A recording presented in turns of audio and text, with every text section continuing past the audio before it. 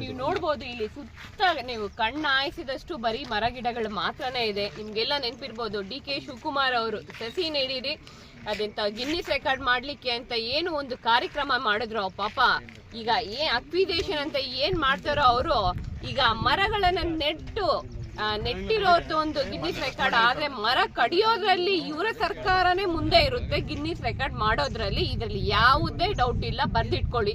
ಯಾಕಂದ್ರೆ ಇಷ್ಟೊಂದು ಮರಗಳನ್ನ ಬೆಳೆಸ್ಲಿಕ್ಕಂತೂ ಈ ಸರ್ಕಾರಗಳಿಗಾಗ್ಲಿ ಇನ್ನು ಮುಂದೆ ಬರೋ ಸರ್ಕಾರಗಳ ಕೈಲಾಗ್ಲಿ ಆಗೋದಿಲ್ಲ, ಅದು ಎಲ್ಲಾರ್ಗೂ ಗೊತ್ತು. ಆದ್ರೆ ಬೆಳೆದಿರೋ ಮರಗಳನ್ನಾದ್ರೂ ಉಳಿಸ್ಕೊಳ್ಳೋಷ್ಟು ಸೌಜನ್ಯ ಸೌಹಾರ್ದತೆ ಇವರು ತೋರಿಸ್ಬೇಕು, ಬಟ್ ಅದನ್ನ ತೋರಿಸ್ತಾ ಇಲ್ಲ. ಈ ಗಿಡಗಳನ್ನೆಲ್ಲ ಕಡಿದು ಇವರು ಯಾವ ಗಿನ್ನಿಸ್ ರೆಕಾರ್ಡ್ ಮಾಡ್ತಾರೋ ಇಲ್ಲಾಂದ್ರೆ ಯಾವ ಪುಣ್ಯ ಕಟ್ಕೊಂತಾರೋ ಇವರೇ ಯೋಚನೆ ಮಾಡ್ಬೇಕು.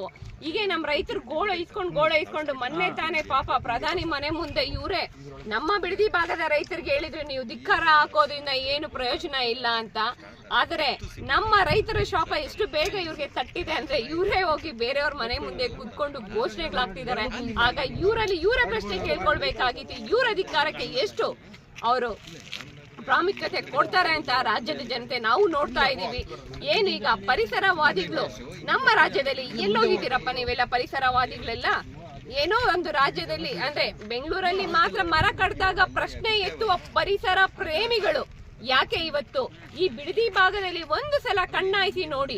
ಈಗ ನಿಮ್ಗೆ ಪರಿಸರ ಪ್ರೇಮ ಅನ್ನೋದು ಉಕ್ತಾ ಇಲ್ವಾ?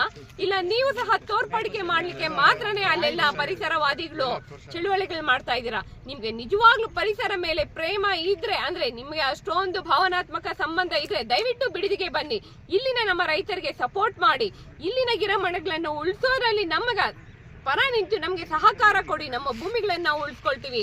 ನಾಳೆ ದಿನ ನಾವು ಬೆಳೆದಿರೋದು ನೀವು ತಿಂತಾ ಇರ್ತೀರಾ. ಬೆಂಗಳೂರಿಗೆ ಏನಾದ್ರೂ ಒಂದು ಒಳ್ಳೆಯ ಆಹಾರ ಬರಬೇಕು ಅಂದ್ರೆ ನಮ್ಮ ಭಾಗಗಳಿಂದಾನೇ ಬರಬೇಕು. ಇದನ್ನ ನೆನ್ಪಿಟ್ಕೊಳ್ಳಿ, ನೆನ್ಪಿಟ್ಕೊಂಡು ನಮ್ಮ ರೈತರ ಸಹಾಯಕ್ಕೆ ನೀವು ಬರಬೇಕು ಅಂತ ನಾನು ನಿಮ್ಮಲ್ಲಿ ಕಳಕಳಿಯಾಗಿ ಮನವಿ ಮಾಡ್ತಾ ಇದೀವಿ.